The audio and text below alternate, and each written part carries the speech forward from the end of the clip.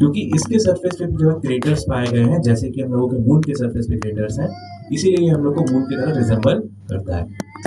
सूर्य के सबसे नजदीक है, यानी सन के सबसे फर्स्ट प्लैनेट पे पाया जाता है, सबसे क्लोज, जिसकी वजह से इसका डे टाइम में टेम्परेचर जो है बहुत ज़्यादा है। 430 degree Celsius at the day time यहाँ पे टेम्परेचर रिकॉर्ड किया गया है, और नाइट टाइम में -180। मतलब टेम्परेचर जो डिफरेंस है वो बहुत ज़्यादा है, +430 से -180। साथ ही साथ इसके पास खुद का कोई भी एटमॉस्फेयर नहीं है, एब्सेंट है यहाँ पे एटमॉस्फेयर, वायुमंडल यहाँ पे मौजूद नहीं है, जिसकी वजह से ये दो मेन रीजन है, एक इतना ज़्यादा टेम्परेचर डिफरेंस और एब्सेंस ऑफ एटमॉस्फेयर, यहाँ पे लाइफ पॉसिबल नहीं है अभी तक। नेचुरल सैटेलाइट की अगर हम लोग बात करें, प्राकृतिक उपग्रह जिसे हम लोग बोलते हैं नंबर ऑफ मून्स, तो 0 नंबर ऑफ मून्स अभी तक मरकरी के डिस्कवर किए गए हैं। जैसे कि हम लोग के जो प्लैनेट्स होते हैं वो सन के अराउंड घूमते हैं, चक्कर लगाते हैं उसके अपने ऑर्बिटल में, वो अपने खुद के एक्सिस पे भी घूमते हैं प्लैनेट्स जो होते हैं। तो आप लोग बता सकते हैं उसकी डायरेक्शन क्या होती है, या तो वेस्ट से ईस्ट होगी या फिर ईस्ट टू वेस्ट होगा। सर तो प्लैनेट के रोटेशन की जो डायरेक्शन होती है उसके खुद के एक्सिस पे वो क्या होती है? सर दो में एक्सेप्शन है, वेस्ट टू ईस्ट या फिर east to west? West to east. कितने लोग कह रहे हैं वेस्ट टू ईस्ट होगा? हैंड रेज करिए। सर दो में एक्सेप्शन है सर। 2 में एक्सेप्शन है, ओके। कितने लोग कह रहे हैं ईस्ट टू वेस्ट रोटेट करेगा? ओके, तो जो right answer is west to east. Planets जो होते हैं अपने एक्सिस पे वेस्ट टू ईस्ट रोटेट करते हैं, लेकिन हम लोगों के सोलर सिस्टम में 2 प्लैनेट्स ऐसे हैं जो कि उल्टा घूमते हैं, वो ईस्ट से वेस्ट की तरफ घूमेंगे, और जब हम प्लैनेट्स पे हम लोग मूव करेंगे तो हम बता देंगे कौन से वो प्लैनेट है। आगे बढ़ते हैं हम लोग दूसरे ग्रह की तरफ, जो कि हम लोग का hottest and the brightest planet, जिसे हम लोग बोलते हैं वीनस। तो आप सभी लोग जो देख रहे हैं स्क्रीन पे, ये हम लोग का सेकंड प्लैनेट वीनस है, the hottest and the brightest planet. होना चाहिए था मरकरी, क्योंकि सूर्य के सबसे नजदीक मरकरी है। अगर हम ही लोग किसी आग के सबसे पास करीब जाएंगे तो सबसे ज्यादा गर्मी हम लोगों को लगेगी, हम लोगों के पीछे जो व्यक्ति यानी इंसान जो खड़ा है, कोई भी पर्सन खड़ा है, उसको कम हीट लगेगी। लेकिन यहाँ पे जो सेकंड नंबर पे प्लैनेट पाया जा रहा है वीनस, वो सबसे ज्यादा गर्म है, सबसे ज्यादा हॉटेस्ट, सबसे ज्यादा ब्राइटेस्ट है, और जो फर्स्ट नंबर पे था वो उससे कम गर्म है। ऐसा क्यों? सर हॉटेस्ट और द ब्राइटेस्ट इसको दिया गया टैग नेम, सर एटमॉस्फेयर की वजह से। एटमॉस्फेयर की वजह से। Very right. सर आपका नाम क्या है? सर मोहित यादव। तो मोहित जी के लिए आप लोग एक बार ताली बजा दीजिए, क्लैपिंग कर दीजिए। यहाँ पे एटमॉस्फेयर मौजूद है, वायुमंडल है, जिसकी वजह से यहाँ पे ग्रीन हाउस गैस जो कि होती है कार्बन डाइऑक्साइड गैस, वो यहाँ पे मौजूद है, जो कि इसका टेम्परेचर ग्लोबली राइज करती है, और टेम्परेचर इसका मैक्सिमम रिकॉर्ड किया गया 460 डिग्री सेल्सियस, 30 डिग्री ज्यादा है किससे? मरकरी से। यही रीजन है कि इसको hottest and the brightest planet का टैग नेम दिया गया है। साथ ही साथ इसके एटमॉस्फेयर में सल्फ्यूरिक एसिड के भी क्लाउड्स डिस्कवर किए गए हैं, जो कि एक और रीजन बनता है इसको हॉटेस्ट और ब्राइटेस्ट प्लैनेट बनाने में। जैसे कि हम लोग के मरकरी के पास number of moons, natural satellite 0 थे, उसी तरह इसके पास भी कोई भी मून नहीं है, मतलब नेचुरल सैटेलाइट मरकरी के पास भी 0 पाई गई है। इसको हम लोग ट्विन सिस्टर ऑफ अर्थ भी बोलते हैं। और मैंने आपको अभी बताया था प्लैनेट्स जो होते हैं फ्रॉम वेस्ट टू ईस्ट घूमते हैं, लेकिन मोहित जी ने अभी बताया था कि 2 प्लैनेट्स ऐसे हैं, सर आप ही ने बताया? Yes sir.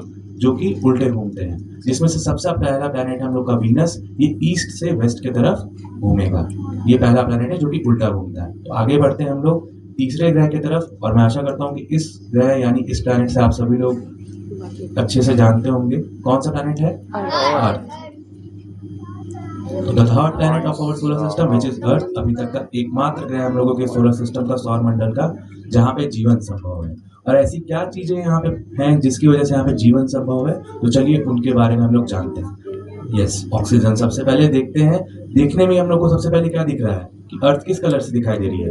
ब्लू कलर से। क्यों? क्योंकि यहाँ पे 70 to 71% क्या पाया गया है? वाटर, और बाकी परसेंटेज में लैंड है। साथ ही साथ आपको दिखाई दे रहा होगा कि यहाँ पे ब्राउन कलर से भी कुछ दिख रहा है, वो लैंड एरिया और माउंटेन एरियाज है। जो ग्रीन कलर से दिख रहा है वो फॉरेस्ट एरियाज है, और जो व्हाइट कलर से दिख रहा है वो आइस है, क्लाउड्स नहीं है, ये चीज ध्यान रखिएगा। साथ ही साथ इसके एटमॉस्फेयर में, अर्थ के पास खुद का एटमॉस्फेयर है, यस, अवेलेबल है। इसके एटमॉस्फेयर में कुछ स्पेशल गैसेस प्रेजेंट है जो कि लाइफ को सपोर्ट करती है, जिसमें से मेजर है 78% नाइट्रोजन, 21% ऑक्सीजन, और बाकी 1% में अदर गैसेस यहाँ पे पाई गई है। अर्थ के पास 2 पोल्स होते हैं, कौन कौन से होते हैं? नॉर्थ पोल और साउथ पोल। देखिए दोनों पोल्स आप लोग देख सकते हैं, दोनों पोल्स पे जो है बर्फ जमा है, दिख रही है सभी को? Yes sir. जिसमें से जो हम लोग का साउथ पोल है उस पर ज़्यादा बर्फ जमा है, और जो हम लोग का नॉर्थ पोल है उस पर कम बर्फ जमा है। दोनों पोल्स पे जो बर्फ जमा है उसे हम लोग आइस कैप्स कहते हैं। और साथ ही साथ अर्थ जो होती है अपनी एक्सिस पे टिल्ट होती है 23.5 डिग्री ईस्ट पे, कुछ इस तरीके से। आपको टिल्ट दिख रहा होगा, मैंने लोग को जो है इसको स्पेक्ट्रल स्क्रीन को थोड़ा टिल्ट करके दिखाया है। इस टिल्ट की वजह से यहाँ पे सीजनल चेंजेस देखने को मिलते हैं। मतलब जो हम लोग के अर्थ पे सीजनल चेंजेस होते हैं, ऋतुओं में बदलाव। कौन कौन से 4 मेजर सीजनल चेंजेस होते हैं? Summer, winter, autumn and monsoon. ये 4 मेजर सीजनल चेंजेस हैं जो कि हम लोग देखते हैं, और वो इसी टिल्ट की वजह से होते हैं। अगर ये टिल्ट नहीं होता तो जो एक सीजन चल रहा है वही लगातार चल रहा रहता है। अर्थ के पास ग्रेविटी है कि नहीं है? है। सेंटर ऑफ द रीजन में जो ग्रेविटी पाई जाती है वो 9.8 मीटर पर सेकेंड स्क्वायर पाई जाती है, और यही ग्रेविटी पोल्स पे जाके 10 मीटर पर सेकेंड स्क्वायर में कन्वर्ट हो जाती है। इसके एटमॉस्फेयर में एक प्रोटेक्टिव लेयर भी होती है जिसे हम लोग बोलते हैं ओजोन लेयर, जो कि हम लोग को किससे बचा के रखती है? अल्ट्रावायलेट रेज से, जिसका फॉर्मूला क्या होता है? O3। आगे बढ़ते हैं हम लोग, मूव करते हैं। Natural satellite of the Earth which is, पृथ्वी का प्राकृतिक उपग्रह क्या है? मून है, चंद्रमा है। आप सभी लोग जो स्क्रीन पर देख रहे हैं हम लोग की नेचुरल सैटेलाइट मून है। एक्चुअल में मून ऐसा होता है, ज़्यादा ब्राइटनेस होती है इसके पास, ज़्यादा शाइनी होता है इन कंपैरिजन टू मरकरी। इसके सरफेस पे भी क्रेटर्स थे, और क्रेटर्स कब बनते हैं? जब कोई भी एस्टेरॉइड या फिर मीटियोर जो है किसी भी प्लैनेट या फिर नेचुरल सैटेलाइट से टकराता है तो वहाँ पे एस्टेरॉइड का, यहाँ पे जो है क्रेटर्स का फॉर्मेशन हो जाता है। इसके 2 फेजेस आपको दिखाई दे रहे होंगे, एक है ज़्यादा शाइनी फेज और दूसरा है डार्क फेज। जो शाइनी फेज है उसको हम लोग बोलते हैं north side of the moon, और जो डार्क फेज है उसको हम लोग बोलते हैं south side of the moon. यहाँ की जो ग्रेविटी होती है वो कम होती है इन कंपैरिजन टू अर्थ, और रहती है केवल 1/6 द ग्रेविटी ऑफ अर्थ।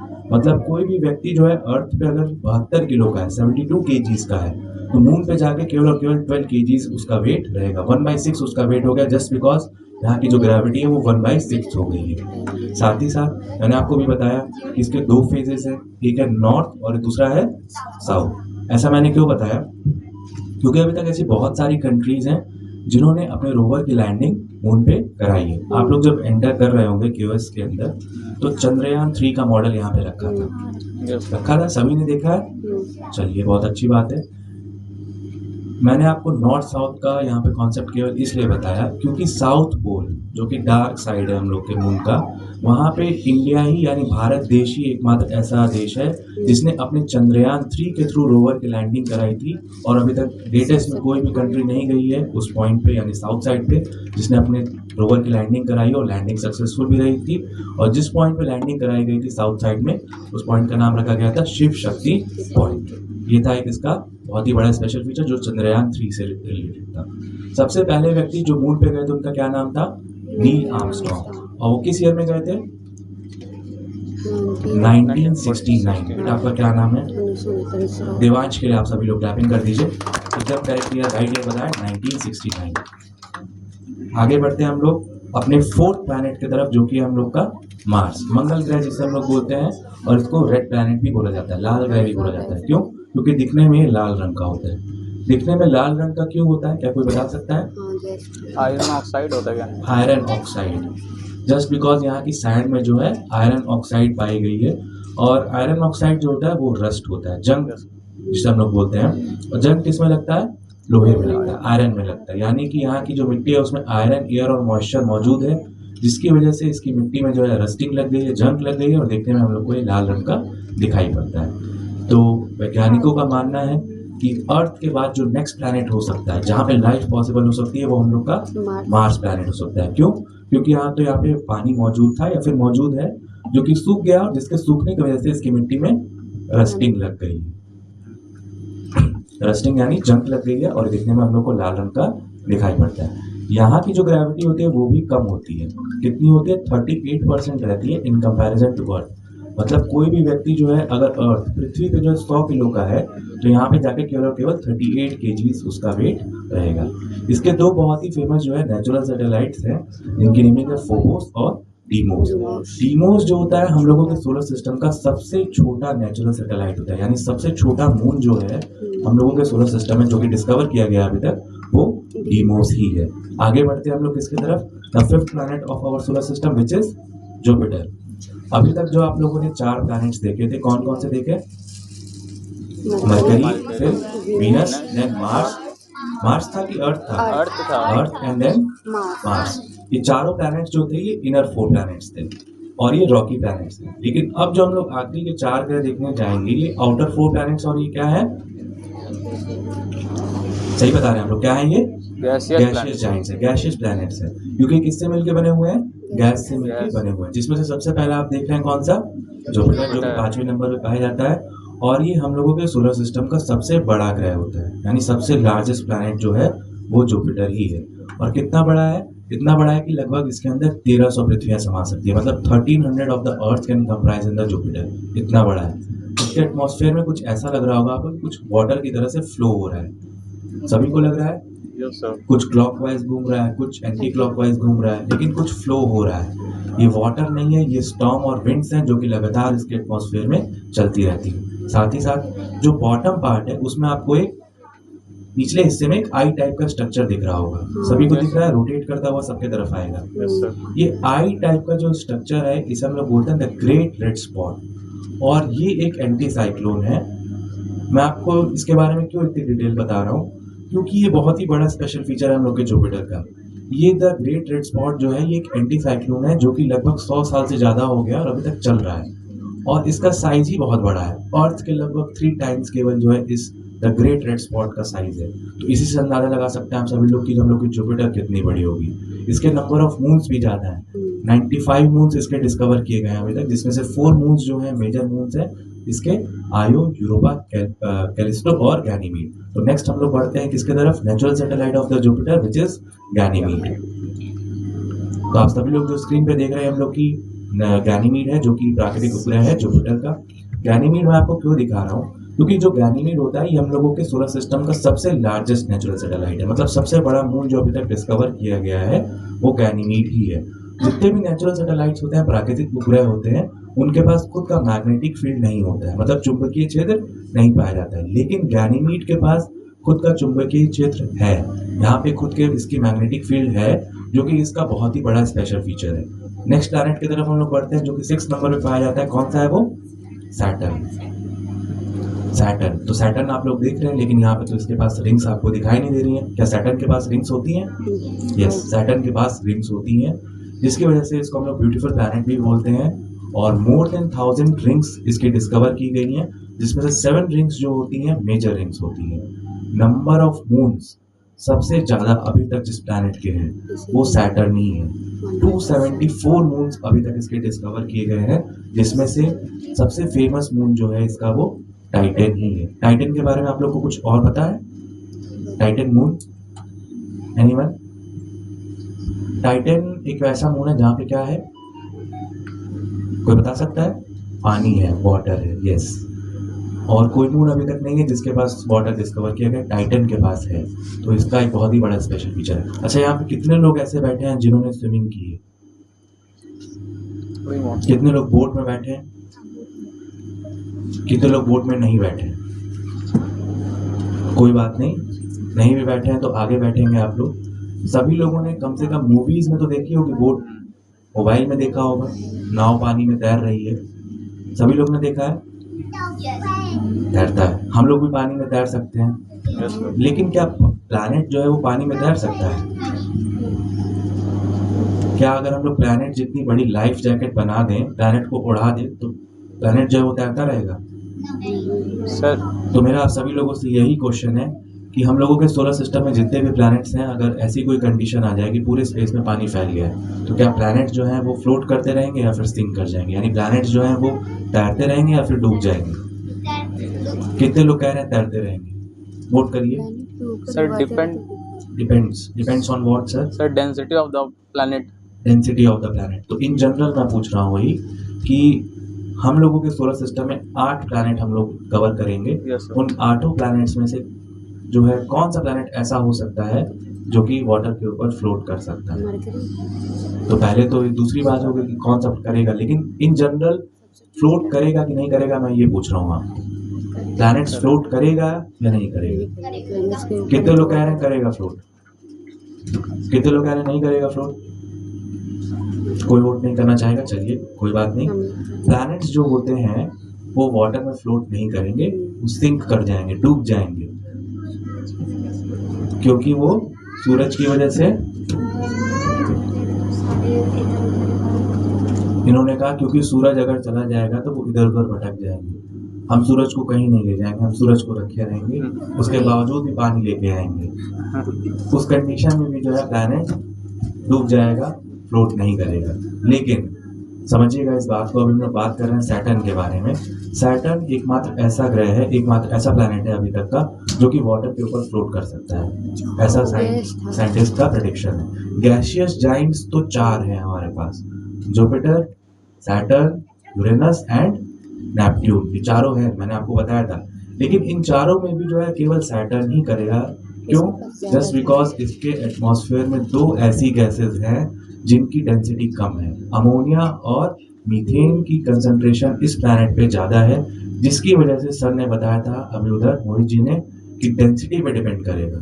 यही रीज़न है कि इसकी ओवरऑल डेंसिटी कम हो जाती है और ये वाटर के ऊपर फ्लोट करता रहेगा। और कोई अभी तक का ऐसा प्लैनेट नहीं है जो वाटर में फ्लोट करेगा। आगे बढ़ते हैं हम लोग किसके तरफ? The 7th planet of our solar system which is Uranus, also known as the coldest planet of our solar system। हम लोगों के सौर मंडल का सबसे ठंडा ग्रह। कितना ठंडा है? -224 डिग्री सेल्सियस, यानी -224 डिग्री सेल्सियस इसका टेम्परेचर रिकॉर्ड किया गया है। हम लोग पानी से बर्फ बनाते हैं कितने डिग्री पे? 0 डिग्री पे, मतलब वाटर जो फ्रीज हो जाता है 0 डिग्री पे। हम लोग 0 से नीचे चलते जा रहे हैं और चलते जा रहे हैं 224। तो अगर सोच सकते हैं आप लोग, हम लोग यानी ह्यूमन बीइंग जाएंगे अगर यहाँ पे तो क्या होंगे हम लोग? जाते ही इसके पास तुरंत इसके एटमॉस्फेयर में पहुंचते ही हम लोग क्रिस्टल्स में ब्रेक हो जाएंगे विद इन सेकेंड्स, क्योंकि इसका एटमॉस्फेयर ही इतना ठंडा है कि वो बना देगा आइस में और हम लोग को तोड़ देगा तुरंत, हम लोग ब्रेक हो जाएंगे विद इन सेकेंड्स। तो ये था इसका बहुत बड़ा स्पेशल फीचर। साथ ही साथ ये भी अपने एक्सिस पे टिल्ट है, 97 से 98 डिग्री का टिल्ट जो है वो यूरेनस पे देखा गया है। और ये सेकंड प्लैनेट है हम लोगों के सोलर सिस्टम में जो कि उल्टा घूमता है। ये घूमेगा फ्रॉम ईस्ट टू वेस्ट, जैसे कि हम लोग का कौन सा घूम रहा था सेकंड प्लैनेट? वीनस। ये भी बड़ा होता है, इतना बड़ा होता है कि लगभग इसके अंदर 63 पृथ्वियां समा सकती है, मतलब 63 earth can comprise in the Uranus. आगे बढ़ते हैं हम लोग। अब इसके पास रिंग्स भी होती है, वेरी गुड, बट वो रिंग्स जो होती है हल्की सी बहुत लाइट होती है, जस्ट बिकॉज वो मिस्ट के फॉर्म में प्रेजेंट है क्योंकि बहुत कोल्ड है। तो आगे बढ़ते हैं हम लोग किसके तरफ? The 8th planet of our solar system which is Neptune. Neptune भी ठंडा होता है और इसका टेम्परेचर जो रिकॉर्ड किया गया वो -212 डिग्री सेल्सियस है, 12 डिग्री कम है किससे? यूरेनस से, लेकिन तब भी ठंडा तो है। और जो मैंने यूरेनस जो आपको बताया था, यूरेनस अपने एक्सिस पे 97 से 98 डिग्री पे टिल्ट था, उसके पीछे का रीजन है नेपट्यून।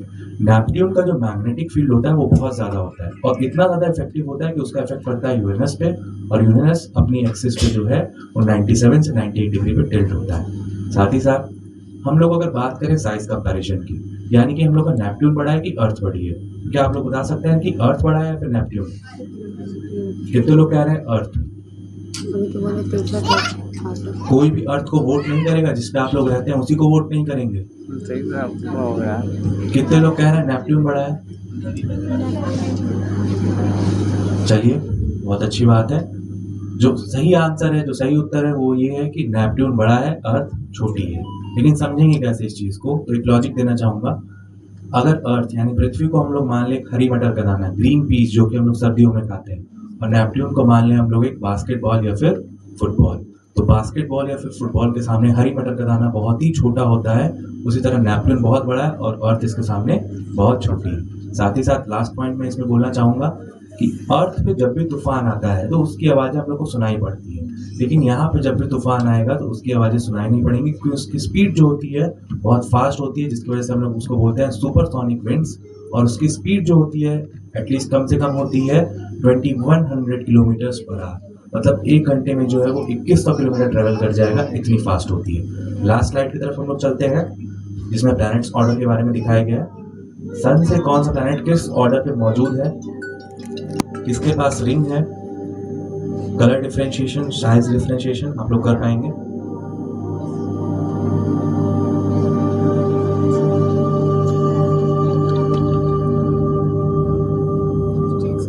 तो हमारे केओएस शो में सिर्फ इतना ही, और हम आशा करते हैं कि आप सभी को केओएस का शो पसंद आया होगा. So thank you everyone and thank you for being a wonderful audience. Thank you.